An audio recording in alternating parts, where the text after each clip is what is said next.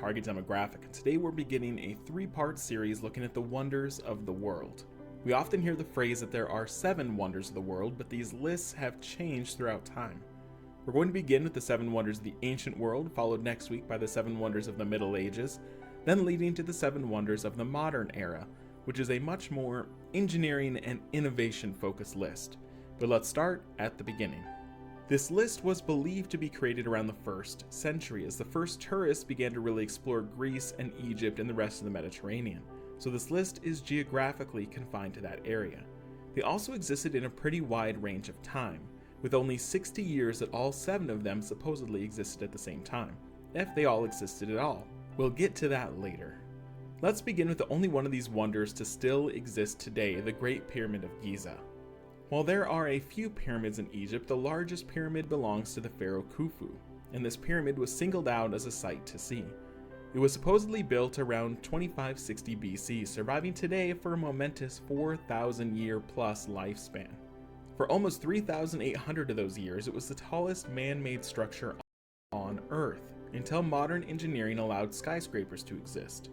We're still unsure how this pyramid was built, and it's debated if slave labor was used or if skilled craftsmen were recruited. Either way, totaling an average workforce of 14,000 people at a time over the course of 10 years.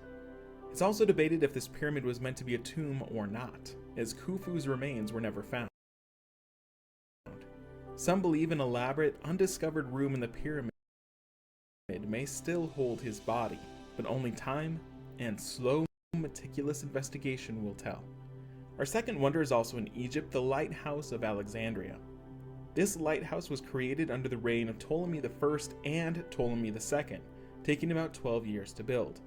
This lighthouse had a giant furnace at the top, becoming the first of its kind and the model for all future lighthouses, used to guide ships into a harbor at night. It was destroyed over time by several earthquakes, which slowly caused the lighthouse to crumble into the sea. The fort was built over the lighthouse's ruins, so it wasn't able to be studied or examined until only recently, but most of the remains are still underwater. Our next wonder takes us away from Egypt and now to Greece, where we have the Colossus of Rhodes. The city of Rhodes is a harbor city, and the giant Colossus was built in honor of the Greek god Helios. They built the statue to celebrate victory for defending their city against an attack. The statue was said to be as tall as the Statue of Liberty, and the pose of the statue is hotly debated, with the current belief that it couldn't have actually straddled the opening of the harbor as it's shown in most pictures, but it likely stood to one side. Building the statue in the center of the harbor would have closed the actual harbor to traffic, and that seems unlikely, or so experts believe. It only stood for about 50 or 60 years before a massive earthquake caused it to snap at the knees and fall onto the city. For a long time, people still traveled to see its ruins, but eventually most of the bronze used to make it was melted down and sold, so there's no evidence left in Rhodes of the statue.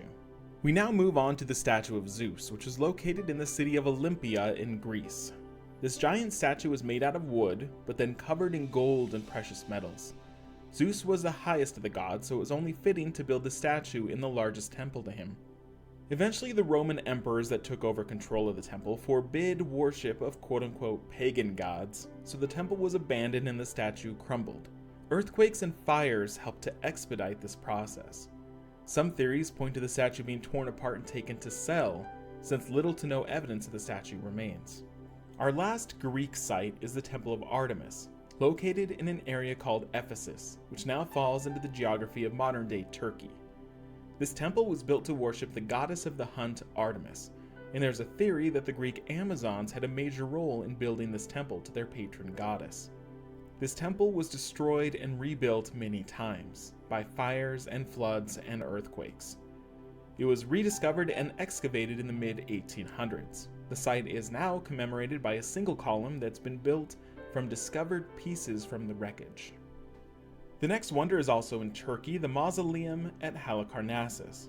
This wonder stems from the ruler named Mausolus, who wanted to build a city beautiful and intricate, so he transformed the city of Halicarnassus into a sight to behold. He died relatively young, though he had planned for this with an elaborate tomb and surrounding architecture. This tomb looked down over the city and included a stairway flanked by statues. At the time, it looked much more like a temple than a tomb. Tombs like this today, usually large rooms that hold a coffin, are called mausoleums after him.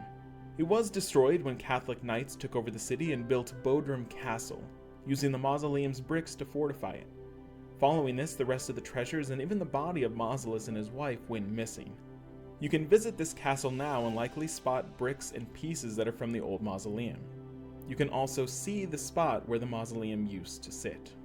Our last wonder is the only wonder that there is no physical evidence of. It may not have even existed at all. The Hanging Gardens of Babylon. The ancient city of Babylon existed in what is now called Iraq, and it's said to have featured a garden, with tiers upon tiers of hanging flowers that pour down into it. What we're seeing on the screen is either what they believe this garden looked like, or gardens that have been inspired by it. The leading theory as to who created these gardens leads to Nebuchadnezzar II, who likely built them for his wife. There is an opposing theory that these gardens never existed in Babylon, but instead were built by an Assyrian king in the city of Nineveh. There are many references in ancient texts that discuss this Assyrian garden that line up with what we imagine. Thank you for watching our first video on the 7 wonders of the world. Next week we've got part 2. If it's already been a week, you can check out